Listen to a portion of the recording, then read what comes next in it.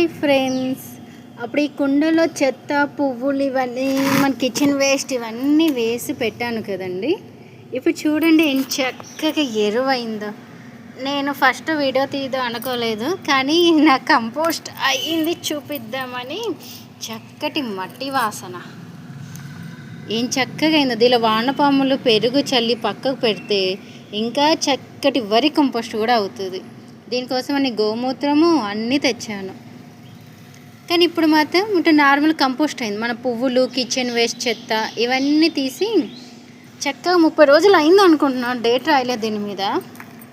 ఏం చక్కగా అయిందంటే ఒక్క పువ్వులు, కూరగాయలు వేస్ట్ ఏమీ లేకుండా అంతే. సగం కొంచెం మట్టే ఉండొచ్చు, కానీ బాగానే అయింది. కుండలో ఇంకా తీయాలి.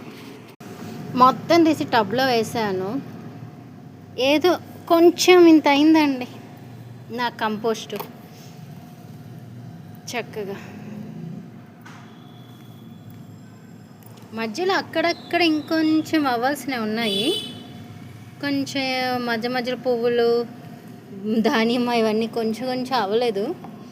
మళ్ళీ ఇదే దాంట్లో ఏం చేస్తున్నానంటే కొంచెం పువ్వులు ఇవన్నీ ఉన్నాయి, ఇంకా పండగ రోజు మిగిలిపోయిన ఇవన్నీ కలిపి వేటేస్తున్నాను. అంత వరి కంపోస్ట్ చేయడానికి ఒకటి, నార్మల్ కంపోస్ట్ చేద్దామని. Hi hello, I'm so happy feeling. My name Ramadevi.